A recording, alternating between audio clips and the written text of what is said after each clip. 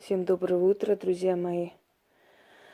Поскольку уже утро, уже скоро 5, я сейчас дарю еще один ритуал, уникальный ритуал, очень полезный и нужный для практиков, для чистки человека, для снятия из человека очень сильных заклятий на перо ворона или вороны.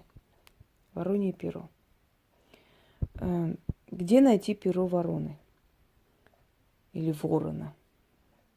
Они обитают на кладбище. Можете пойти туда и собрать сколько угодно. Вообще у практиков должны быть особые травы, должны быть перья разных птиц, должны быть разные ингредиенты, масла и прочее, прочее. Если человек практикует, если человек всерьез этим занимается, у него это все должно быть. И, как правило, есть. Ворон – это проводник между нами и богами. Это проводник в темные дебри магии, в темные силы, в темные миры. Держать ворона дома, именно в квартире, никак, потому что это нечистоплотная птица. Но если когда-нибудь удастся, то в своем доме я возьму ворона, собственно говоря. У нас должны быть метелки эти маленькие, у нас должна быть осина, у нас должны быть разные травы, разные ингредиенты и прочее, прочее, свечи в том числе. Все, что нужно для работы. Конечно, многое мы покупаем, потому что глупо было бы сказать, что мы должны делать сами изваяние богов или крутить проволокой и сделать себе, не знаю, золотое кольцо. Естественно, что нужно покупать многое, но на все это нам даются средства, поверьте мне. Нам не отказывают силы, если мы служим им.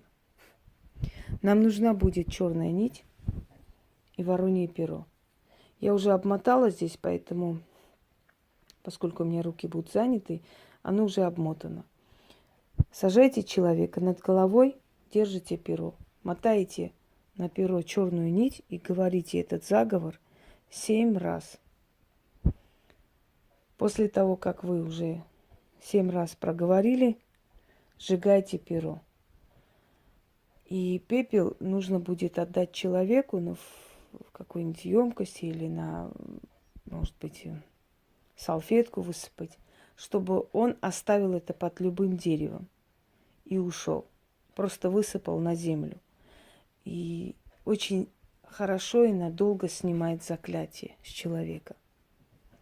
Если человек далеко находится, то над его фотографией это мотайте, после чего сожгите перо ворона и отдельно фотографии. Вот где вы сжигаете фотографии, этот пепел выкиньте под другое дерево, а пепел с вороньего пера под другое. То есть они не должны быть вместе сожжены, не должны быть вместе, не должны вместе находиться под, значит, под одним деревом. Воронье перо используется во многих ритуалах магии. У меня есть несколько ритуалов с вороньим пером, и они весьма эффективны. Один из этих ритуалов и вошел даже в мою книгу. Итак, мотаем на воронье перо черную нить. Еще раз показываю, поскольку еще раз говорю, что у меня руки заняты, поэтому я уже обмотала немножко. И читаем 7 раз.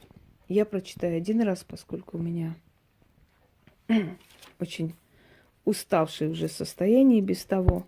Так что вы уж извините. Черный ворон, взяла я твое перо. Пером твоим творю колдовство. Снимаю притку, порчу, уроки и заклятия. Убираю в эту ночь черное проклятие. На перо ворона намотаю черную порчу, черную притку, проклятие из глаз. Все намотаю, все сниму за раз. Черный ворон, черной ночью на свое перо намотай черную порчу, черную притку с глаз и заклятие, наведенное проклятие. На ворона перо порчу намотаю, что назвала, что не назвала, всякий сглаз, всякую порчу, что навели, али что прилипло, али начитали, али начертили, всякое зло черной нитью на перо ворона сойди, навеки на перо пойди. Перо сгорит, порча пеплом, дымом и золой улетит. Да сбудется. Итак, сжигаем перо и говорим. Перо ворона сгорит, порча пеплом, дымом и золою улетит. Да сбудется. Открывайте окно, если вы дома. Начитывайте.